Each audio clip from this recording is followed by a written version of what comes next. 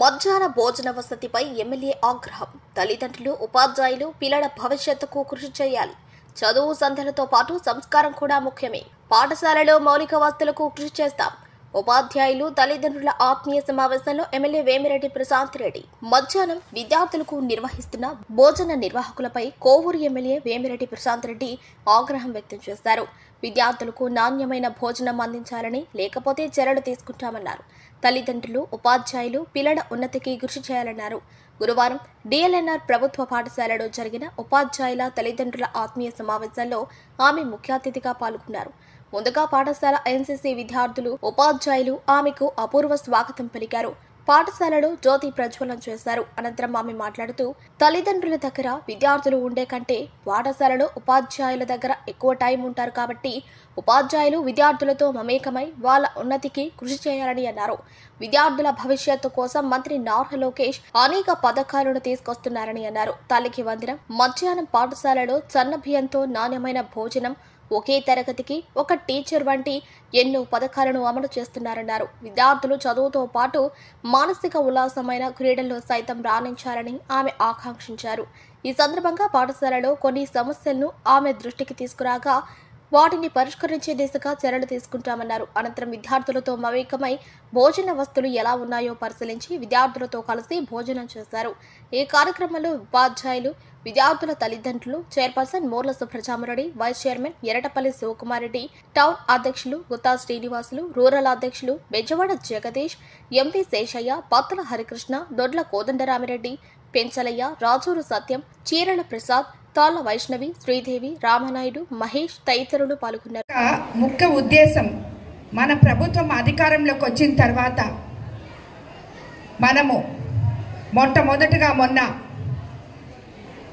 తల్లులందరికీ తల్లికి వందనం అనే పథకం ద్వారా పిల్లల భవిష్యత్తుని దృష్టిలో పెట్టుకొని ఏ రకంగా అయితే మనం ఆల్రెడీ సర్వేపల్లి రాధాకృష్ణ కిట్స్ ఇస్తూ, ఫ్రీ ఎడ్యుకేషన్ ఇస్తూ, అదేవిధంగా డొక్కా సీతమ్మ భోజన పథకాన్ని ఇంప్లిమెంట్ చేస్తూ మరీ తల్లికి వందనం అనే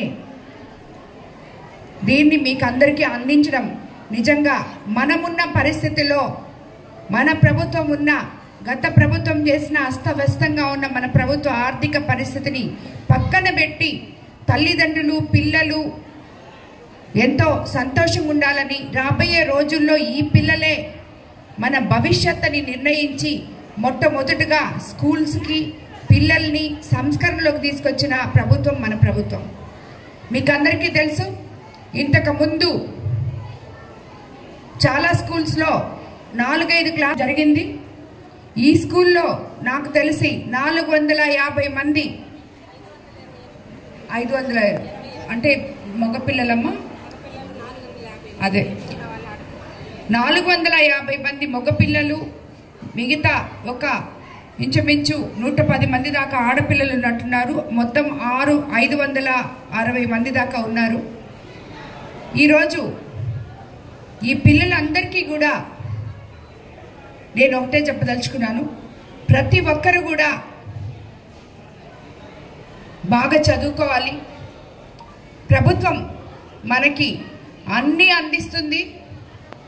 టీచర్లు మీకు ఇక్కడ కేవలం చదువు చెప్పడానికి మాత్రమే ఇక్కడ ఉన్నారు. మీరు ఏమడిగినా వాళ్ళు మీకు చెప్పే రీతిలో వాళ్ళు స్పందిస్తారు. అదేవిధంగా టీచర్స్కి కూడా నేను ఒకటే చెప్పదలుచుకుంటున్నాను, మారల్ వాల్యూస్తో కలిగిన విద్య పిల్లలకి అందియాలని, ఫస్ట్ క్లాస్ నుంచే ఆ బిడ్డని మారల్ వాల్యూస్తో పెంచగలిగితే దానికి తల్లిదండ్రులు తోడ్పాటునిచ్చి ఇంట్లో వాళ్ళతో ఒక గంట టైము, మీరు స్కూల్లో ఏం చేశారు, మీ టీచర్స్ మీకు ఏం చెప్పారు, మీరు ఏం చదువుకుంటున్నారు అని చెప్పి వాళ్ళతో మీరు గడపగలిగితే, ఇక్కడ ఏం జరుగుతుందో మీరు తెలుసుకుంటే, మీ బిడ్డ ఏ దారిలో నడుస్తున్నాడో మీరు తెలుసుకుంటే, మీ బిడ్డలకు బంగారు భవిష్యత్తు ఇచ్చి రాబోయే రోజుల్లో దేశానికే ఉత్తమ పౌరులుగా తీర్చి తీర్చిదిద్దగలరని నేను మిమ్మల్ని అందరినీ కోరుకుంటున్నాను. ఎందుకంటే ఈరోజు మనం 2025లో ఉన్నాం. రాబోయే రోజుల్లో ఇప్పటికే ఏఐలో ఉన్నాం. మనం రాబోయే రోజుల్లో విజన్ 2047కి బాటలు వేస్తున్న మన ముఖ్యమంత్రి గారి అండదండల్లో ఉన్నాం. ఇటువంటి టెక్నాలజీలన్నీ ఎన్నో వచ్చున్నాయి ఈరోజు. కానీ పిల్లలకందరికీ ట్యాబ్స్ ఇస్తున్నాం. పిల్లలకి సోషల్ మీడియా గురించి వాళ్ళకంతా తెలుసు ఈరోజు.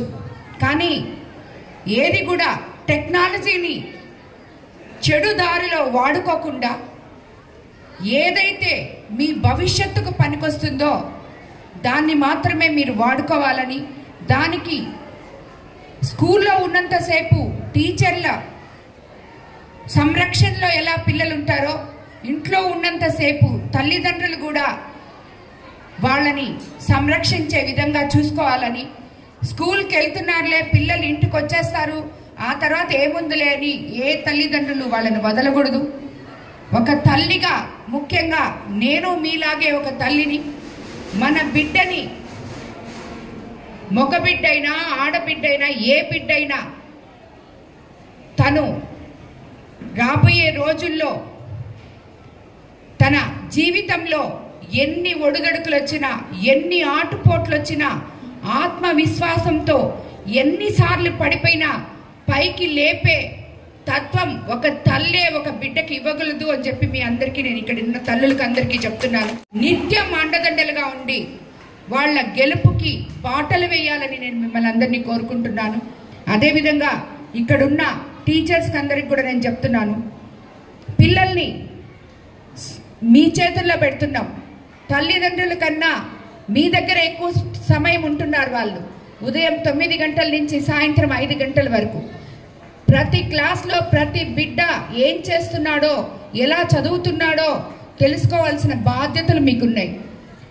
చదువు ఒక్కటే కాదు, వాళ్ళలో మానవత్వం, మారల్ వాల్యూస్ ప్రతి ఒక్కటి చిన్నప్పటి నుంచే వాళ్ళకు అలవాటు చేసే విధంగా మీ విద్యా బోధన ఉంటే ఏ ఒక్కడు కూడా ఈరోజు నీచంగా తయారయ్యే ఇది ఉండదు.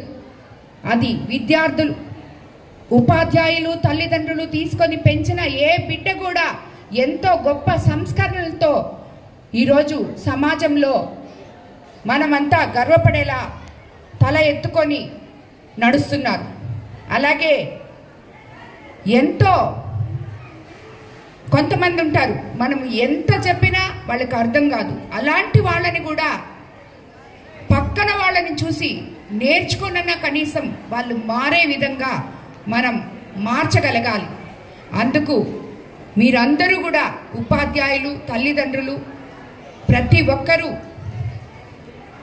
ఈ పిల్లల భవిష్యత్తు దృష్టిలో పెట్టుకొని వీళ్ళ సంస్కారాలు పెంచుతూ విద్యా బుద్ధులు నేర్పిస్తూ మంచి భవిష్యత్తు ఇస్తూ రాబోయే రోజుల్లో ఈ పిల్లలందరూ ఉత్తమ పౌరులుగా దేశానికి మీరంతా అందివ్వాలని చెప్పి మిమ్మల్ని అందరినీ కోరుకుంటున్నాను.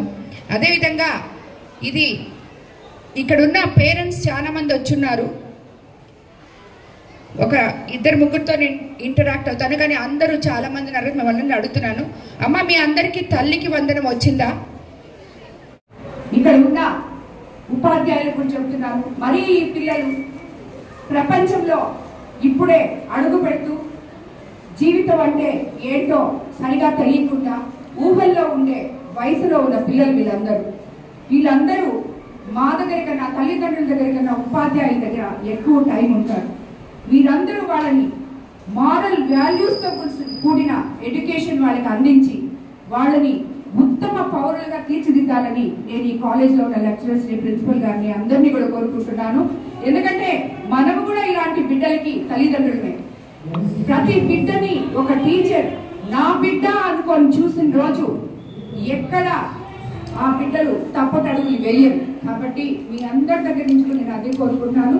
ఇక్కడుండే తల్లిదండ్రులకు కూడా చెప్తున్నాను, మీరు ఎన్ని పనులున్నా, వాళ్ళు ఎక్కడ చదువుతున్నా ఇంటికి వచ్చిన తర్వాత కొంత సమయం మీ బిడ్డలతో కూర్చొని తండ్రులైనా తల్లులైనా మగపిల్లలతో అయినా ఆడపిల్లలతో అయినా అందరూ సమానమే అయిన ఈ రోజుల్లో ఇద్దరిని కూర్చోబెట్టుకొని మాట్లాడాలని నేను తల్లిదండ్రులు అందరినీ కోరుకుంటున్నాను.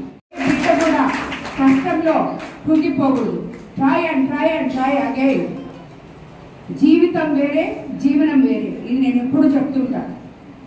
మనం జీవనం కోసం చదువుతాం, ఎంతో ఉన్నత స్థాయికి వెళ్తాం, ఆ వచ్చిన డబ్బులతో మన కుటుంబాన్ని చూసుకుంటాం. కానీ జీవితం అనేది అన్నిటికన్నా ముఖ్యం. ఎవరు కూడా ఏ రకంగా అయినా ఈరోజు ఎంతో మందిని చూడండి, మీరు వచ్చే దారుల్లో చూస్తుంటారు, ప్రతి ఒక్కరూ బతుకుతున్నారు. వాళ్ళకున్న దాంట్లో వాళ్ళు లక్షణంగా బతుకుతున్నారు, సంతోషంగా బతుకుతున్నారు. కాబట్టి ఎప్పుడు కూడా ఏదో మనం సాధించలేకపోయాము అనేది మైండ్లో పెట్టుకొని డిప్రెషన్లు ఇలాంటివన్నీ ఎప్పుడూ తెచ్చుకోకూడదు. ప్రతి సమస్యకి ఒక పరిష్కారం ఉంటుంది. ఓల్డ్ స్టూడెంట్స్ ఆర్గనైజేషన్ వాళ్ళు ఈ స్కూల్కి సపోర్ట్ చేస్తున్నారని కూడా విన్నాను. ఇలాంటి స్కూల్కి సపోర్ట్ చేస్తున్న ప్రతి ఒక్కరికి కూడా ధన్యవాదాలు తెలుపుకుంటున్నాను. ఈ స్కూల్ ఇంకా స్ట్రెంగ్త్ పెంచుకోవాలని, రోజు రోజుకి అభివృద్ధి చెందాలని, ఒక ఉత్తమ పాఠశాలగా దీన్ని గుర్తించబడాలని చెప్పి మిమ్మల్ని అందరినీ కోరుకుంటున్నాను. అమ్మ, మీ పర్సంటేజ్ ఎంతమంది వచ్చారు? మంది ఎగ్జామే రాయలేదంటున్నారు. వచ్చే సంవత్సరానికి ఇంకా ఉత్తమ ఫలితాలు తీసుకురావాలని చెప్పి మిమ్మల్ని అందరినీ నేను రిక్వెస్ట్ చేస్తున్నాను. అదేవిధంగా అమ్మ, పేరెంట్స్ ఏమన్నా మాట్లాడాలంటే, ఏమన్నా చెప్పాలంటే చెప్పండి అమ్మా. రాబోయే రోజుల్లో ఇటువంటి సమస్యలు పునరావృతం కాకుండా ఈ స్కూల్ని క్రమశిక్షణతో పిల్లలకి మంచి విద్యాబోధన జరిగేటట్టు తప్పకుండా చూసుకుంటానని పేరెంట్స్కి అందరికీ కూడా మాటిస్తున్నాను. ధన్యవాదాలు.